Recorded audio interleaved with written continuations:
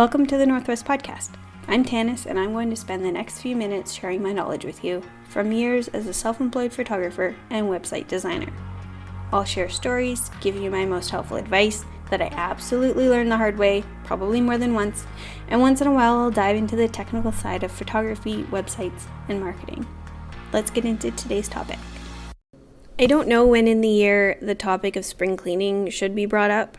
I originally planned on talking about it on the first day of spring, the official calendar one, and maybe I'll still do that to expand on something we talk about here today. But for me, I get the urge to do my spring cleaning as soon as I can open all of the windows of my house without shivering. As soon as I can walk to the store without figuring out how warm of a coat I should wear. That's when I feel all of the spring cleaning urges. Last week, I moved into a new, bigger apartment around the same time all of our snow melted. So unpacking and decorating is my house spring cleaning this year. It does keep snowing a little. Last night it snowed a lot, but I can walk to the store without a jacket and the temperature is mostly above zero, so I'm deciding it's spring. I don't want to get technical with 7 steps to audit your website and marketing, because that's not how I think of spring cleaning. I have a day once a week that I call apartment therapy day. I make a detailed list of every little thing that's out of place, and I wander around with an energy drink, tidying, folding, fixing, sometimes deep cleaning something. That's what I would consider to be an audit. It's important, so I'll talk about it on another episode, and I love doing audits for companies. But back to the thing I wanted to actually talk about. Spring cleaning is like a refresh. Opening all of the windows to air out the cobwebs and lighting the best candles and putting fresh flowers in a vase. It's about doing the tasks that don't feel important for the whole year, but then one day we just need to refresh and afterwards we feel lighter and less foggy. Spring cleaning is different for everyone, and obviously it's going to be a whole different ballgame for each business. Even if you don't run a business, I think this episode can apply to you because it's for our online space, and all of that can feel a little cobwebby after a long winter. So let's clear some cobwebs. Anytime I watch cleaning or organizing videos, they always start with the same thing: taking out the garbage. We can't move forward when things are holding us back. We can't bring in bigger and better things when there's clutter. So if we want this year to be great, we have to clear out the stuff that's been collecting and piling up. Sometimes that stuff is really great or it has some kind of value. Sometimes that stuff was a lot of effort to create and it did an amazing job of serving us in some way at that time. Sometimes that stuff means a lot to someone else, but it's not improving our space now, and it won't help us get where we want to go. If we're just going to trip over it for the rest of the year, it's time to put it out on the curb. Something I hold on to is goals because I refuse to give up. I find that old goals pile up, and once in a while I need to take a look at what I'm working towards, and sometimes I find that some of my goals aren't actually worth accomplishing and I just need to scrap them. And honestly, sometimes I realize I've already reached a goal and I'm still stressing about it for some reason. One of my biggest ones was getting out of debt. I had this massive goal to get out of debt by 30, and I actually did that. It was amazing and it felt amazing. But around the same time, I financed a vehicle that I needed, and it was during COVID. So do you remember the wage subsidy program? The company I worked for did it and laid us all off. I was trapped in my job because if I broke my contract, I would have owed the company money because they'd helped relocate me. And I had to sign another contract to say I was committed to them during layoffs, and I had to prove I was on EI, which all led to owing the government money. I crushed my most important goal, but all of what happened after that really distracted me from what I had just accomplished. It wasn't until recently that I realized I can throw out that goal. I mean, I need to set new financial goals, but they can't take away from the one that I should be proud of accomplishing. If you were to make a list of all the things you are trying to accomplish, which things can you scratch off the list? Here's some goals you should toss. Goals that you think you should work on because someone else is expecting it and it doesn't actually align with where you want to go. Goals that you already accomplished. Even if it was just kind of, sort of, it still counts. Goals that you set because you felt inspired, but then life changed and now it doesn't make sense or you don't even want to anymore. Toss it. When it comes to our business, there's things that work really well for new startups or when we're still small, But those same things slow down production when there's more employees and a higher volume of sales. An example from an office I worked at one time was their payroll. It was done in a spreadsheet and an online software. The spreadsheet had been set up when there were maybe 5 employees by someone who was long gone. And at the time I learned their system, there were 30 employees and half of them had different rates every day depending on whether they were lead on their project or not. It took 2 office ladies 2 days of stress to do payroll every other week. I couldn't completely drag their spreadsheet into the trash because old habits die hard and it would have caused a riot. But I did restructure them to be filled with formulas that did all the math and the different rates automatically. Once the changes were in place, payroll took 1 person 1 day to complete, instead of 2 people taking 2 days plus overtime, and with no panic or stress. One of the employees didn't like the change for 2 reasons. One being that she didn't like change. That was the whole reason. And the other reason was that the stress and panic of the way payroll was done gave her a sense of importance. Being able to complain about having to put in overtime on payroll days made her feel so hardworking.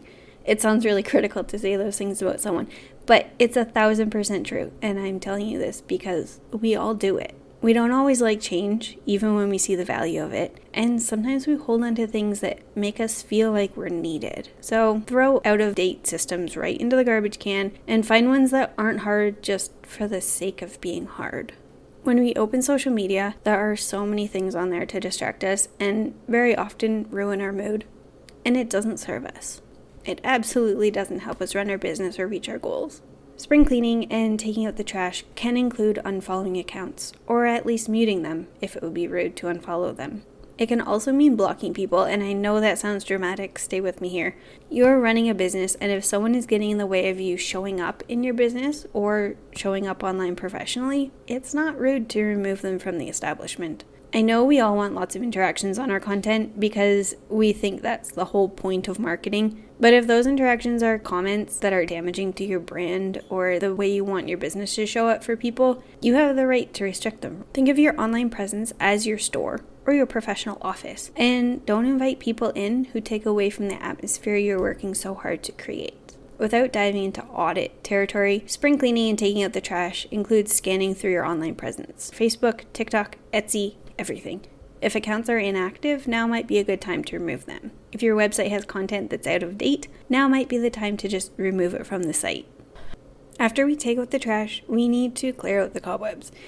One of the common cobwebs that I think we can all relate to is COVID and lockdown. I don't think we give it enough credit for the lasting impact it had on our mental health and the way we approach a new year. We can feel a little fuzzy and uninspired to commit to exciting things in the future. It's gloomy to talk about, and I've noticed the impact on creative business owners. I think it's important to keep it in mind as something we need to address when we're doing a refresh and a spring clean. My brain is the kind to take everything that's in it, shuffle it, and then hide it. Old things, new things, important things, fun ideas, weird things I accidentally saw on Instagram, all shuffled and hidden, and when I go looking for one thing, I will definitely just find stuff I was not looking for. Something that has helped me on a regular basis is to do nightly and weekly brain dumps. There's a few kinds I like to do depending on what I'm trying to find or accomplish. My nightly journaling involves Sharpies in all of the fun colors and a large sketchbook style notebook. I just make a cup of tea and doodle words and thoughts and feelings. It's a great way to clear the cobwebs from the day. You know how when you're lying in bed trying to sleep and your brain is suddenly very noisy? You start obsessing over unimportant things or rehearsing conversations for the next day. Maybe I'm the only one, but I'm willing to bet on other people having the same experience. So I'm confidently telling you that I do this. The evening brain dump doodle journal has been an amazing way of letting all of that go and having a good sleep. The bonus is that I can wake up with a rested and fresh mind in the morning. My weekly brain dump is to make a list of everything in my brain. That's the short story. The second step is to make a list of tasks that need to be done to accomplish everything on the brain dump. Not projects, because projects are a bunch of tasks. I mean an actual complete list of every single little task. The third step is to panic, pace, chug coffee, I know this process sounds terrifying because you're imagining how long that list would be if you actually did this really thoroughly. So this is an unofficial step, but it is part of the process. The fourth step is actually not that scary. I highlight everything on that long task list that I can and will do today. The simplest, easiest things usually. I do have a more detailed way of deciding which tasks to pick. You know I do because the brain is not to be trusted, so there's a system. I won't get into that this time. But for the purposes of the spring cleaning, we'll use one specific criteria to pick what you will highlight. You're going to pick a few things off the list that will clear cobwebs. Anything on that list that if you do it right now, it will make you feel lighter. Just to be clear on what I mean by projects and tasks, a task is generally one step, and a project is a series of multiple tasks and multiple steps. If you have a project listed on your brain dump, break it down into single tasks for the master list. If you do it this way, you won't be highlighting any projects and everything will be bite-sized. Step 5 is the final step. Now that you have a few things highlighted, write them on a fresh piece of paper and throw out your brain dump and the task pages. Trust me on this, straight into the garbage. What you're left with is a tidy list of simple things that you'll do today that will clear the cobwebs and you'll have more clarity and feel less overwhelmed. My favorite part of spring is throwing open every window the instant it's warm enough outside. I get all of the fresh air flowing through and it does wonders for my mood. Sometimes apartments can feel musty and dusty even when you clean them regularly. This is more of a vibes thing. I can't prove that opening the windows even does anything except make me feel better. So we need to daydream for this one. How do you want your space and your business to feel? How do you want to feel when you're working in your business? How do you want people to feel when they work with you? I want to feel things like freedom and inspiration. I want the people I work with to feel clarity, like there's no cobwebs or musty, dusty parts of the project they're working on.